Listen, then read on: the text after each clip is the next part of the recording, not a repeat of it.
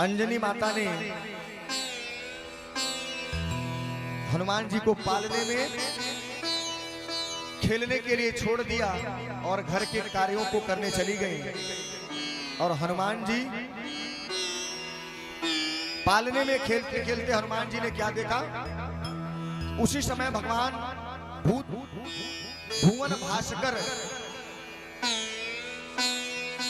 उदित हो रहे थे। और जब भगवान का उदय होते हैं तो उनकी लालिमा ऐसी होती है, भगवान की लालिमा कैसी होती है, जिस समय उदय होते हैं,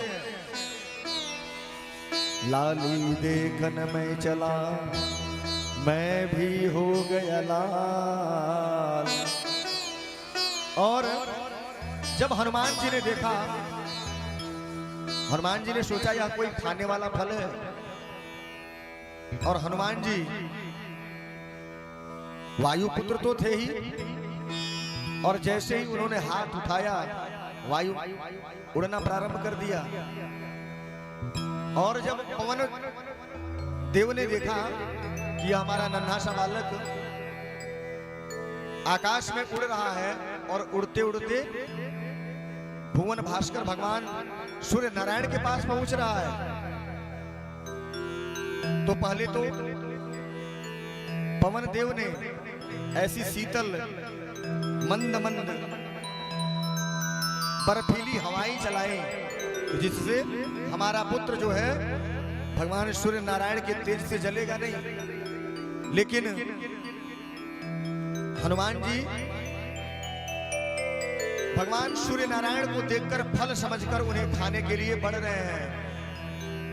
और जिस समय हनुमान जी सूर्य को फल समझकर खाने के लिए जा रहे थे, उस दिन अमावस्या थी। और अमावस्या के दिन राहु सूर्य नारायण को ग्रहण लगाने के लिए आया था। और जब राहु ने देखा कि यह तो हमारा फल है और ग्रहण लगाने हम आए हैं, और हमसे पहले कोई ग्रहण लगाने के लिए तैयारी में बैठा है,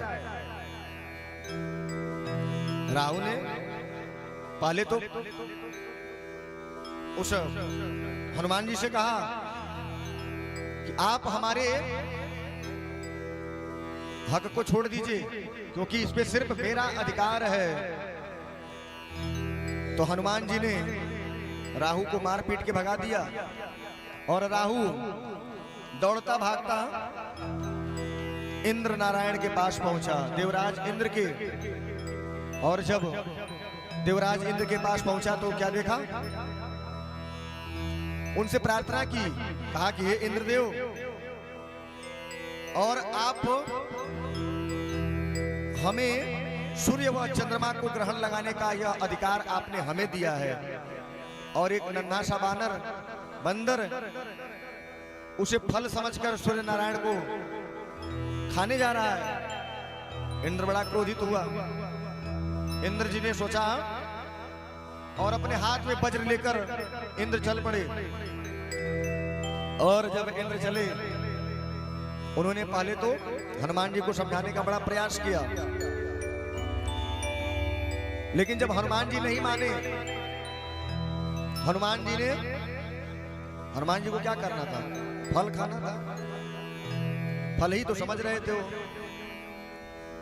पहले तो बात विवाद हुआ, इंद्र जी ने समझाया, हनुमान जी नहीं माने, हनुमान जी ने जाकर फल को खा लिया। और जैसे ही फल खाया, हनुमान जी जैसे ही सूर्य नारायण को फल समझकर खाते हैं, इंद्र अपने वज्र से उनकी ठोड़ी पर प्रहार कर देते हैं। और वज्र के प्रहार से तुरंत हनुमान जी वहीं से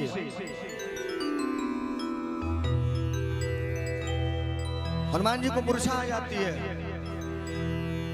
वज्र का मान रखने के लिए हनुमान जी जैसे ही पृथ्वी की तरफ आकाशमंडल से गिरने लगते हैं, वायुदेव ने जब देखा कि देवराज इंद्र ने हमारे नन्हे से बालक के ऊपर वज्र से प्रहार किया है, तो तुरंत वायुदेव हनुमान जी को अपनी गोद में धारण कर लेते हैं और अपनी गोद में धारण करके ऐसे जगह पहुंच जाते हैं जहां एक गुफा की कंदरा में, और वहीं छिप जाते हैं। अपने पुत्र हनुमान का उपचार करते हैं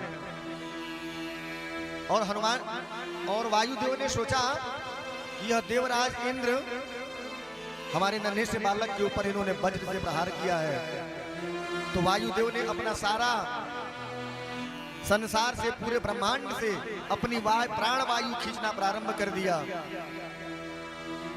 जब सारे देवताओं में हाहाकार मच गई, सारे जीव जंतुओं में हाहाकार मच गई, सबको श्वास लेने में समस्या आने लगी, तो सभी देवता लोग ब्रह्मा जी के पास गए, हे प्रभु, और न जाने पवन देव कहां विलुप्त हो गए हैं।